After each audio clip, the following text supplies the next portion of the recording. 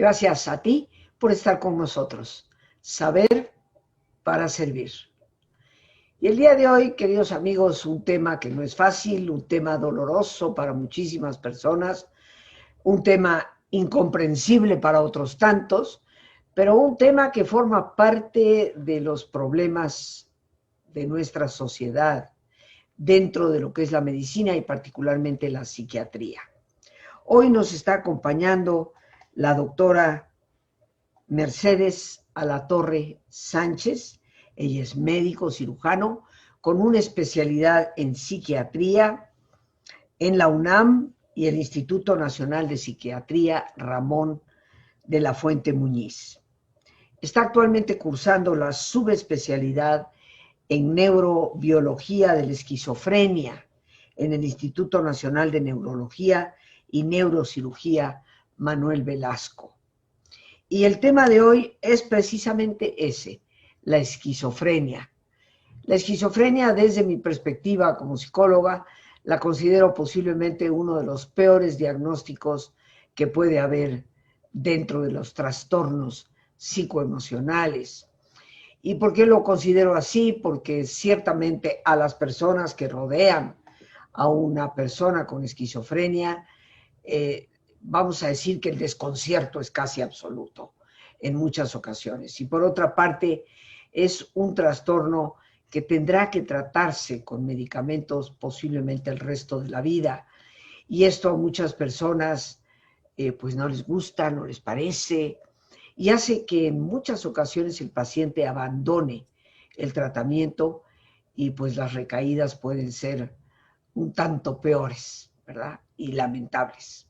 Es un tema del cual debemos conocer y nos ayudará a comprender al paciente con este diagnóstico. Muchas gracias, Mercedes, que con todo respeto y cercanía, afecto, te llamo por tu propio nombre, como te pido que me llames Rosita. Eres muy joven, te felicito por todos los logros que has alcanzado y obviamente tienes la especialidad en cierto sentido, primero como psiquiatra y después una subespecialidad dentro del área de la esquizofrenia. Así que a partir de este momento el micrófono es enteramente tuyo para que nos expliques qué es la esquizofrenia, a qué se debe, cuál es su origen y por supuesto pasar en algún momento a dar la orientación necesaria a aquellas personas que tengan a alguien con este diagnóstico a su alrededor para saber cómo tratarlos mejor. Bienvenida al programa, muchísimas gracias. Gracias, Rosita. Te agradezco mucho que pues este espacio en donde podemos hablar un poco acerca de salud mental y específicamente de esquizofrenia, que digamos que a lo mejor no es un tema muy popular, pero es muy importante.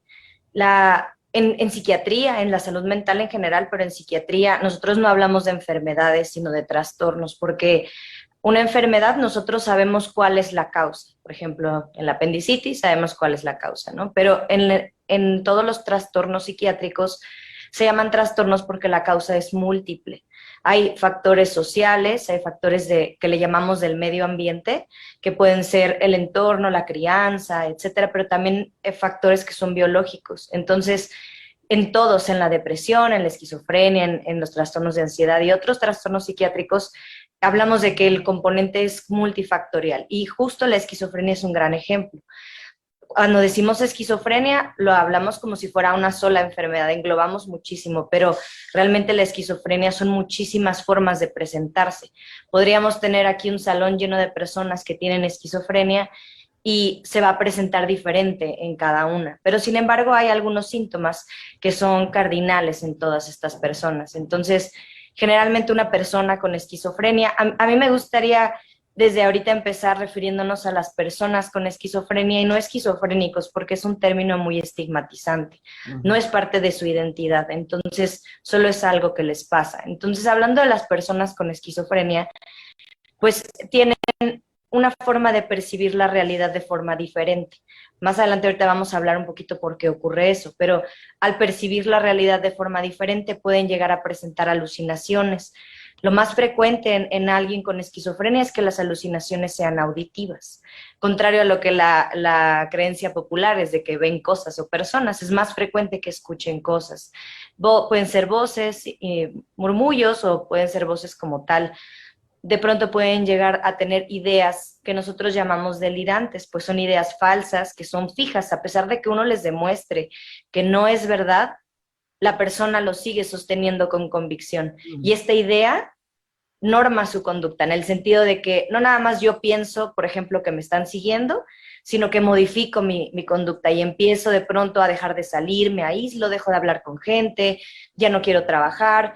Y el problema es justo eso, que las personas con esquizofrenia, al ser una enfermedad que se presenta en una edad muy joven, los hombres se presentan entre los 15 a 25, 30 años y las mujeres entre los 25 a 35 años, pues están justo en una edad en la que están terminando de estudiar o están trabajando, y entonces el costo de tener a una población productiva económicamente, digámoslo así, y que además están en un punto de su desarrollo académico, profesional, y llegan a tener estas alteraciones, pues afecta muchísimo el resto de su vida, y por eso es una enfermedad tan incapaz, es un trastorno tan incapacitante, ¿sí? Porque afecta en una etapa temprana, y una vez que se presenta, estamos hablando de un trastorno que es crónico. ¿Sí? En varios trastornos en psiquiatría tenemos como esta forma de dividirlo en tercios. Un tercio va a responder muy bien a los medicamentos, un tercio va a mantenerse estable y otro tercio a lo mejor no responderá a los medicamentos y podrá tener deterioro. Es como una estimación estadística nada más, puramente descriptiva, pero es una enfermedad que es muy costosa para la sociedad y para la familia, porque la persona con esquizofrenia, al no reconocer como falsos sus síntomas o como erróneos, pues él piensa o ella piensa que está bien. Y los que realmente notan el deterioro y los que buscan la atención es la familia. Por eso es bien importante que una persona con esquizofrenia tenga una red familiar muy estrecha. Dependemos nosotros, el personal de salud mental, los psicólogos, los psiquiatras, dependemos casi totalmente de la red de apoyo, porque ellos son los que los acompañan a las consultas, les compran el medicamento. Hay muchos pacientes que se hacen cargo y son bastante responsables de sus medicamentos, pero en general el apoyo familiar es necesario. Entonces, hablando de esta enfermedad, bueno, de este trastorno, cuando nosotros hablamos de cuáles son las causas neurobiológicas, hasta la fecha, ahorita pleno siglo XXI, todavía hay o sea, no se sabe toda la forma en la que se desarrolla este trastorno. Hay varias vías en el cerebro que transmiten la información de la forma en la que pensamos y la forma en la que nosotros interpretamos los estímulos. Por ejemplo, ahorita en este momento, Rosita, tú y yo estamos platicando, y si de pronto hay un ruido afuera, un camión o algo, nosotras somos capaces de identificarlo, pero no darle la relevancia suficiente, porque esto en este momento... Ay, perdóname. Es que mi perrito está haciendo ruido, perdón, espérame. No, ahí tenemos un perfecto ejemplo. Ok, justo. Ahorita mi perrito está haciendo mucho ruido. Okay. Lo estuve ignorando como unos 10 minutos, pero ya no puedo. Entonces, imagínense, todos los estímulos externos, llega un momento en donde nosotros podemos discriminar si esto es relevante y le voy a poner mi atención. Todo eso funciona mediante vías de nuestro cerebro. Una persona con esquizofrenia percibe todos los estímulos con la misma intensidad y con la misma relevancia. Entonces, imagínense que en este momento nosotros escuchamos todo con la misma intensidad.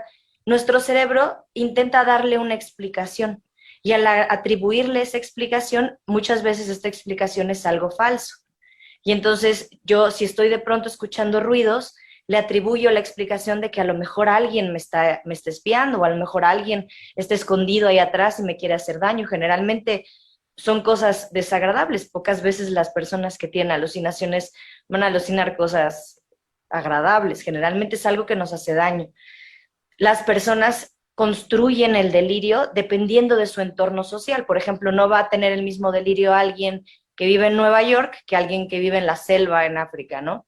La parte cultural es importante para el contexto. Entonces, por ejemplo, en México, que tenemos tanta diversidad cultural, tanto influencia de la brujería, la religión y todas estas cosas, es muy común que haya delirios que que interpreten esto, ¿no? De que me hicieron brujería, me están haciendo daño. Y desafortunadamente muchos de los pacientes antes de llegar con un profesional de la salud ya fueron con un brujo o ya fueron con alguien que, pues desafortunadamente solo retrasa el inicio del tratamiento, porque lo que mejor, una de las cosas que apoya un buen pronóstico es tener es iniciar el tratamiento lo más pronto posible. La duración de la psicosis no tratada puede ser un predictor de gravedad en el futuro. Entonces, si nosotros antes de buscar atención ya fuimos con brujos, porque entiendo que para alguien el pensar que en llevar a su familiar con un psiquiatra puede dar muchísimo miedo. Y a lo mejor para mi comunidad es mucho más aceptable llevarlo con alguien que le haga una limpia o con alguien que nos ayude a orar. Y esas cosas, claro que, o sea, la fe y estas cosas, claro que ayudan, pero no es el tratamiento. Y entonces estamos aplazando el inicio del tratamiento para que esta persona no se deteriore, porque una psicosis no tratada causa deterioro a largo plazo. Entonces, cuando, es muy frecuente que nos pregunten las familiares de las personas con esquizofrenia, y es que ¿por qué le dio? Pues algunas cosas que se ha visto, por ejemplo, tener familiares cercanos, papá, mamá, hermanos, tíos de primer grado, primos con esquizofrenia, esto aumenta el riesgo. No significa que ellos te lo heredaron, significa que tienes más posibilidad de que tú lo presentes, que es diferente. ¿Sí? También el haber vivido dígame. Sí, una preguntita. Sí. O sea, tú hablas de que tener familiares, la abuelita o el tío que lo han padecido, que pueda ser proclive. Según lo que yo he leído y conozco, sí puede haber un factor genético Sí. en la esquizofrenia. Sí, sí, Pero sí. yo también, y sí lo quiero recalcar a todos los amigos, genética es predisposición, no es destino. No porque tú tengas familiares esquizofrénicos, tú vas a ser esquizofrénico o tu hijo lo va a ser. Existe el gen y hay la predisposición. Y yo me imagino que en esos casos, pues definitivamente ahí es donde tendremos que tomar mucha precaución, Mercedes, porque es como el diabético. El que tiene el gen diabético no necesariamente lo va a desarrollar, pero lo tiene. Y si no se cuida y no cuida su alimentación y no toma las medidas, aunque no lo tenga precautorias, lo más probable es que lo desarrolle.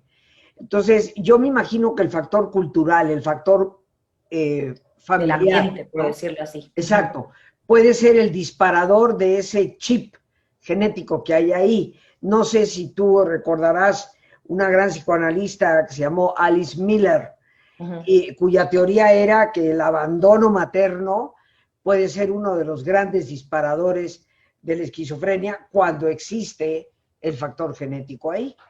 Claro, esta teoría ha sido un poco controversial porque se atribuía a la crianza, sobre todo a la madre, porque en esas épocas era la principal figura de crianza, la capacidad de desarrollar esta enfermedad en sus hijos al tener un apego desinteresado y etcétera, pero se ha visto que no es del todo así. Entonces, porque esto también podría generar una carga adicional en una madre que a lo mejor por ciertas razones no puede estar tan presente, no va a ser esquizofrénico a su hijo. En medicina tenemos esta explicación sobre las cosas que se llama heredabilidad. La heredabilidad se dice en porcentaje. Por ejemplo, el autismo tiene una heredabilidad del 95%. Esto significa no que 95% de los niños que tienen un papá autista van a ser autistas, sino que una persona que lo presenta, el 95% se explica por la causa genética y 5% se explica por el medio ambiente. La heredabilidad en la esquizofrenia puede llegar a ser de un 50%, entonces puede ser la mitad. Se puede explicar por la parte genética, claro que si mientras más familiares tengas con carga genética, tienes más riesgo de tenerlo, pero el otro 50% es la parte del medio ambiente. Y en el medio ambiente hablamos, por ejemplo, de desnutrición, de trauma en etapas tempranas de la vida, y estamos hablando de una persona que tiene un cerebro ya vulnerable. Y si esta persona ya vulnerable se expone a cosas que se asocian con el desarrollo de síntomas psicóticos, pues le acelera el proceso. Por ejemplo, dentro de todas las drogas ilícitas, la que tiene evidencia de desencadenar esto es la marihuana, el cannabis. Entonces, sobre todo el cannabis que tenga grandes cantidades de THC. Entonces, por ejemplo, no todo el mundo que fuma marihuana se va a psicotizar. De hecho, no es una droga que te psicotice por sí sola. Pero si tú tienes un cerebro vulnerable y tú lo consumes, tienes mucho riesgo de que eso te acelere en la presentación de los síntomas psicóticos. Entonces, por eso es importante tomar en cuenta todas las cosas. Lo que nosotros hacemos, por ejemplo, ahí en el Instituto de Neurología es que los familiares de las personas que tienen esquizofrenia, si mi hermano tiene, mi mamá, entonces a esas personas se les da un seguimiento estrecho, sin medicamentos, pero se les da un seguimiento estrecho porque sabemos que tienen predisposición en algún momento ante un estresor importante de desarrollar psicosis. Y entonces ese es en lo que se ha enfocado últimamente la investigación, en tratar de captar a los pacientes antes de que lo desarrollen, tomando a esta población vulnerable, por ejemplo. Pero sí, esto que me gustaría que quedara bien claro, que no es de que te lo heredaron, porque no funciona así. No es como heredas el color de ojos o cosas así. Es que mientras más familiares tengas, tú tienes más riesgo de tener. Pero no significa que te vaya a dar solo porque tu familia lo tuvo. ¿Sí me explico? Claro, es potencial, no es destino. Ándele, así. Y pues hablando del tratamiento, que es algo que a muchas personas les llega de pronto a causar mucha curiosidad o mucho conflicto, los medicamentos que se utilizan para las personas con esquizofrenia son medicamentos que llamamos antipsicóticos, porque la psicosis es este síntoma principal en la esquizofrenia. Entonces, estos medicamentos ayudan a que estas vías cerebrales que están actuando, imagínense como de forma desordenada, actúen de una forma mucho más ordenada y entonces uno pueda de pronto identificar cuando un pensamiento es erróneo.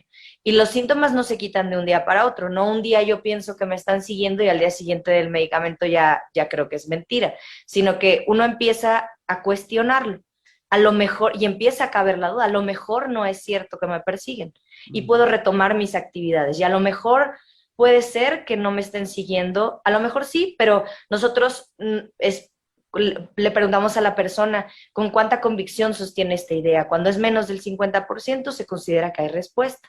Puede que le quede la duda, porque hay muchas personas con esquizofrenia que toman medicamento y de pronto todavía lo llegan a dudar. A lo mejor sí es cierto que me están haciendo daño, pero trabajan, tienen su vida cotidiana y pueden funcionar bastante bien, que al final esa es la meta.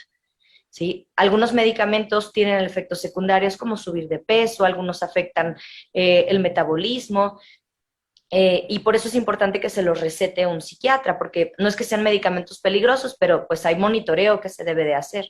Entonces, el medicamento es algo que se va a tomar toda la vida. Esto está medio controversial porque ha habido también estudios en donde si alguien responde muy bien, se ha planteado la posibilidad de reducirle el tratamiento después de 2 años, pero eso todavía está en estudio y todo se debe de hacer de forma individual. Depende de cada persona, porque si, por ejemplo, una persona cuando tiene recaídas tiene comportamientos muy riesgosos, el riesgo-beneficio no vale la pena de quitarle el fármaco. Claro. Pero a lo mejor a alguien que ha estado bastante bien, le podemos, lo que sea, va haciendo es disminuir la dosis hasta tener la mínima efectiva y con eso se puede mantener un buen tiempo y las personas pueden retomar sus actividades. Sí, otra cosa que me gustaría también como invitarlos es de que hay muchísimo estigma respecto a la esquizofrenia y, por ejemplo, muchas veces uno cuando tiene esquizofrenia va a buscar trabajo y no quiere decir que lo tiene, porque la gente piensa que las personas con esquizofrenia pues va a ir atrás de ti con un cuchillo y que son súper agresivos, pero me gustaría hacer esta diferenciación entre la agresividad y la violencia. La violencia es cuando uno hace daño de forma premeditada. La agresividad no tiene un dolo, ¿no? Entonces, por ejemplo, una persona, imagínense que ustedes están constantemente escuchando a alguien que les va a hacer daño. Están súper asustados y entonces si de pronto alguien se te acerca, a lo mejor lo empujas, a lo mejor le gritas, a lo mejor pataleas, eso es agresividad, no es premeditado para hacer daño y muchas personas con esquizofrenia pueden llegar a ser agresivas, pero realmente es muy poco. Generalmente las personas con esquizofrenia son aisladas, casi no conviven, casi no hablan y entonces quitarnos este estigma de que una persona con esquizofrenia es peligrosa, puede tener una vida normal, ¿sí? Dependiendo cómo vaya a ser este pronóstico, si responde o no al medicamento, pero cada quien es dueño de su propio diagnóstico, de su privacidad, y no es ilegal que te obliguen a compartirlo, ¿sí? Entonces, si tú, o sea, si te lo preguntan y tú decides no compartirlo, no hay problema, porque es tu individualidad y es tu intimidad. Solamente estás obligado a compartirlo, por ejemplo, si fuera algo que pone en riesgo a otros. Por ejemplo, si ahorita yo tengo COVID y me contratan y no les digo que tengo COVID, eso sí es bastante ilegal porque estoy poniendo en riesgo a todo el mundo a mi alrededor. Pero esto, el tener un diagnóstico psiquiátrico es parte, y tú decides con quién lo compartes y el momento en el que lo dices. Y eso también es importante porque la pasan muy mal las personas con esquizofrenia, tienen mucho estigma. Y entonces la gente de pronto les tiene miedo o no quieren, como que no los dejan de pronto trabajar aunque ya estén bien. Así es. Amigos, vamos a continuar hoy con nuestro programa. Está con nosotros la doctora Mercedes Alatorre Sánchez, como hemos dicho, médico especialista en psiquiatría de la Universidad Nacional Autónoma de México, del Instituto Nacional de Psiquiatría Ramón de la Fuente Muñiz, cursando la subespecialidad en neurobiología de la esquizofrenia, este profundo estudio de cuáles son las operaciones del cerebro que hacen a una persona con este tipo de trastorno, pues diferente en cuanto a su conducta en relación a la mayoría, tal vez, de nosotros. Pero también me gustaría que la gente supiera dónde puede ir en caso, por ejemplo, de una urgencia, o si tuvieran, ahí en la Ciudad de México afortunadamente tenemos 3 hospitales psiquiátricos bastante grandes que atienden a personas sin derecho a biencia. Entonces, en el Instituto Nacional de Psiquiatría, el Ramón de la Fuente, pueden acudir al servicio de urgencias acompañados de un familiar. Igual en el Hospital Psiquiátrico Fray Bernardino, el Hospital Psiquiátrico Fray Bernardino es 24 horas las urgencias, en el Instituto Nacional de Psiquiatría es hasta las 9 de la noche, y en el Instituto Nacional de Neurología, donde actualmente yo estoy, tenemos varios protocolos para estudiar a pacientes con esquizofrenia. Entonces, si alguien llega y es candidato para el protocolo, se le da todo el seguimiento, y ahorita no se les cobra nada, y entonces porque generalmente hay muchas personas con esquizofrenia de muy bajos recursos. Entonces, si tienen derecho a audiencia al IMSS o al ISSSTE, también ahí les pueden atender. Es importante que pidan una valoración por un psiquiatra. Entonces, hay opciones, hay un montón, estando afortunadamente aquí en la Ciudad de México. Fuera de la Ciudad de México, ya después le podré compartir otras listas de hospitales psiquiátricos, pero el chiste es que vayan con un psiquiatra y este psiquiatra los puede referir. Claro. Sí, que eviten ir con cualquier otro especialista o brujos, etcétera. Sí, yo creo que ese sería definitivamente el primer paso, que se asista con un psiquiatra, un especialista del tema. Decías que precisamente, contrario a lo que es la versión popular, la esquizofrenia es en poco porcentaje un comportamiento agresivo.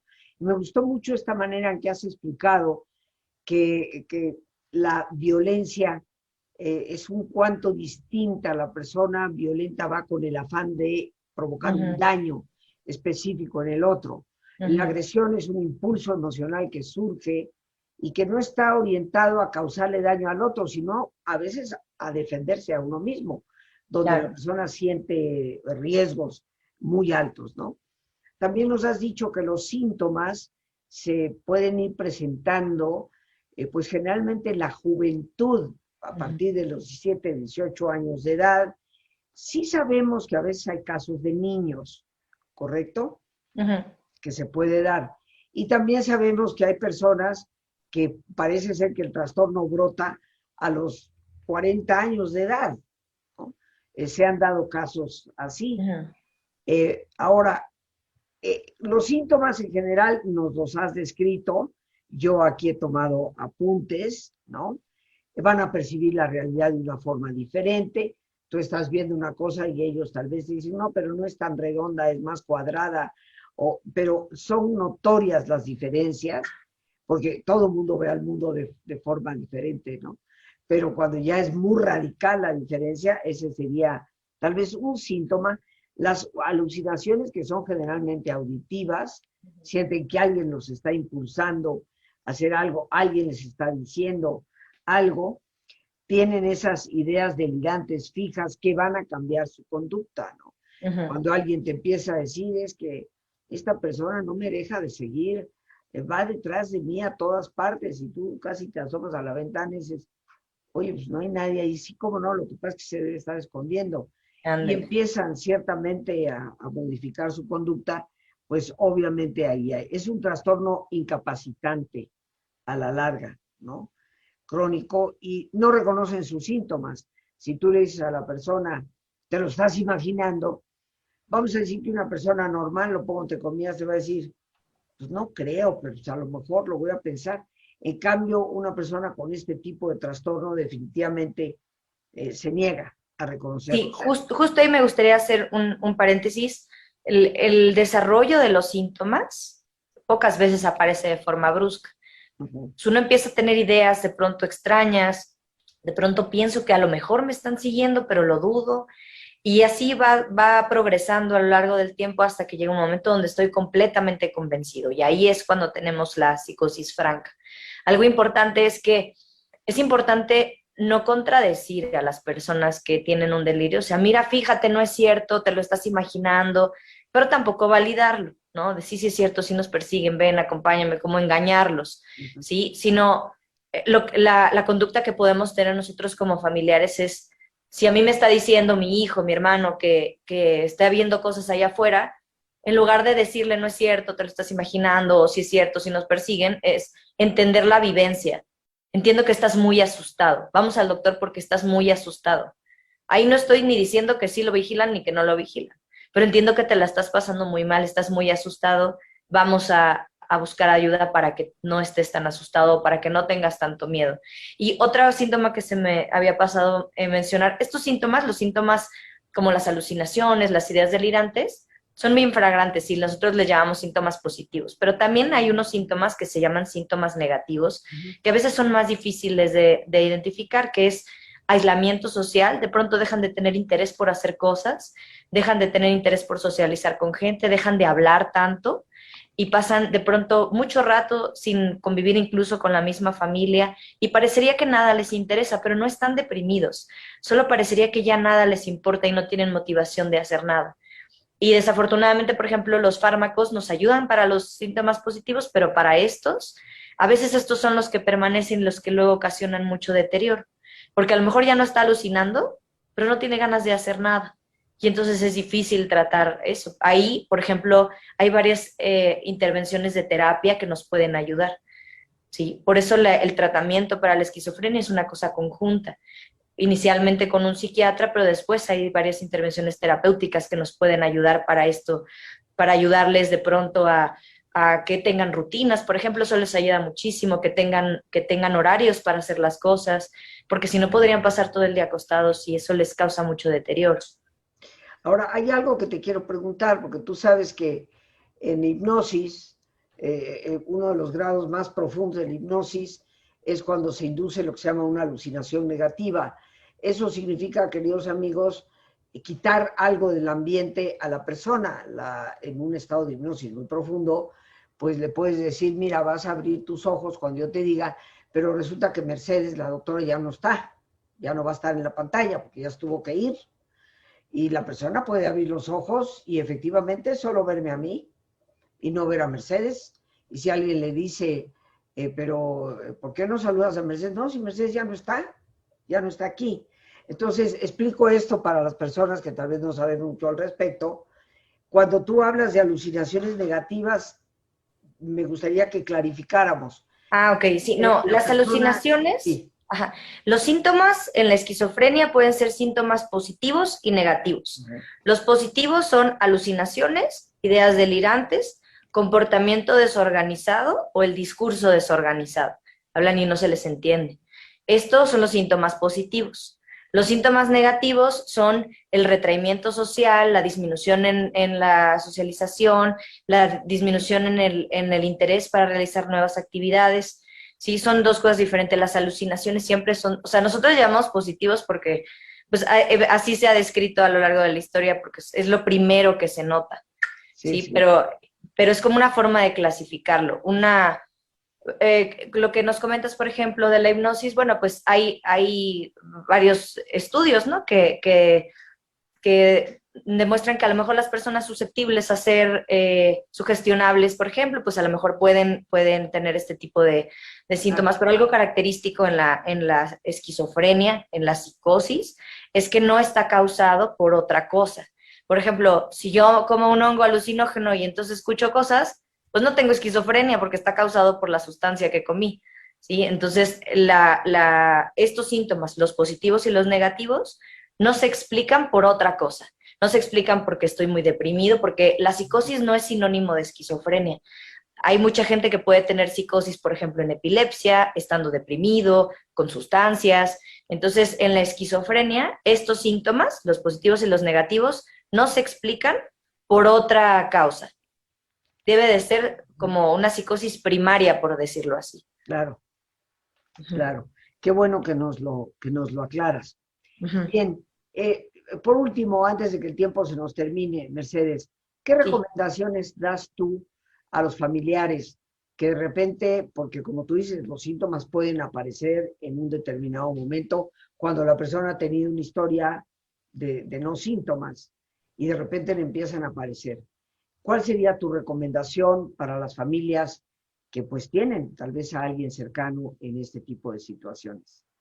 Claro, por ejemplo, si yo veo que mi familiar de pronto está muy aislado, empieza a tener comportamientos extraños que antes no tenía, está más aislado, que lo ven que hable solo, que de pronto tiene mucho miedo, sin motivo, la primera acción es ir con un psiquiatra, porque a partir de ahí se tiene que descartar muchas cosas. Por ejemplo, los adolescentes a veces cuando se deprimen, pues se aíslan y no hablan, pero no necesariamente tienen esquizofrenia, ¿no? Entonces, el ir primero con un psiquiatra, porque el psiquiatra, al ser médico, también puede descartar que sea otra cosa lo que está ocasionando estos síntomas.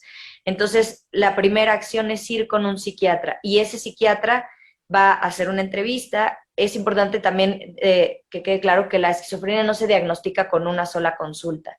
Al ser una enfermedad tan compleja, un trastorno tan complejo, se tiene que hacer varias entrevistas, varios estudios, pero el diagnóstico es clínico, es con la entrevista, no.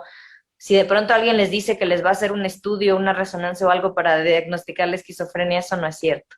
Se tiene que hacer clínicamente con entrevistas. Entonces, sí, los estudios nos ayudan a descartar que no haya otra cosa, pero el diagnóstico no se hace así. Entonces, ir con un psiquiatra, puede ser un psiquiatra particular, puede ser una de las instituciones que le comento, y a partir de ahí, el psiquiatra generalmente trabaja con un equipo de psicólogos, de trabajadores sociales, y muchas veces, por ejemplo, en el Instituto Nacional de Psiquiatría hay grupos para familiares en donde les enseñan cómo hacerle, cómo hablarles, cómo intervenir, cómo identificar los datos de alarma, cuándo ir a urgencias.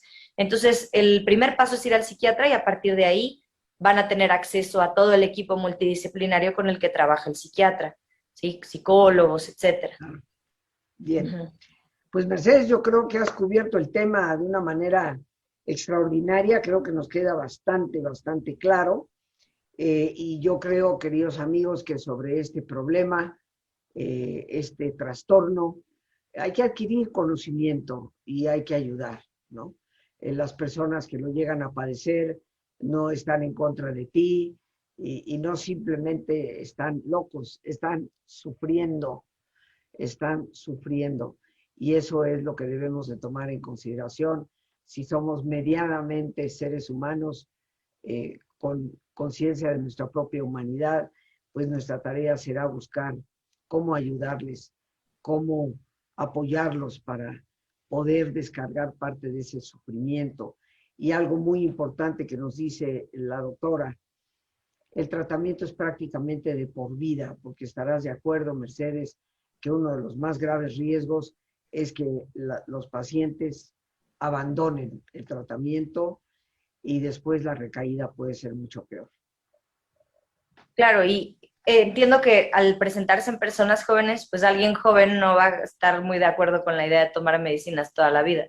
Pero muchas veces una vez que ellos notan cómo recuperan su funcionalidad, el tomar medicamento pasa de pronto a un segundo plano, ¿no? Y ya puedo terminar la escuela, tener un trabajo, tener pareja. Entonces, o sea, no, aunque hay muchas cosas que desconocemos sobre la esquizofrenia, no es un panorama sombrío. Hay muchas cosas que se pueden hacer. Y también nosotros, el resto de la población que no tenemos este trastorno, pues es importante como informarse, porque incluso la forma en la que nosotros hablamos refleja cómo pensamos.